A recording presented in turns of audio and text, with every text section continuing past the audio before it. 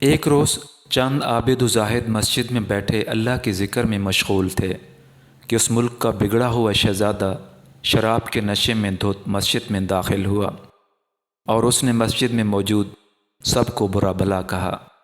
شہزادہ چلا گیا تو ایک شخص نے اپنے مرشد سے درخواست کی، حضرت اس شہزادے کے لیے بد دعا فرمائیے، اس نے ہم سب کی توہین کی ہے۔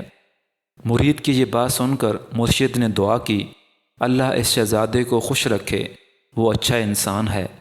مرید نے مرشد کی یہ دعا سنی تو کہا، حضرت آپ اس شہزادے کے لیے بد دعا فرمائیے، اس نے ہم سب کی توہین کی ہے۔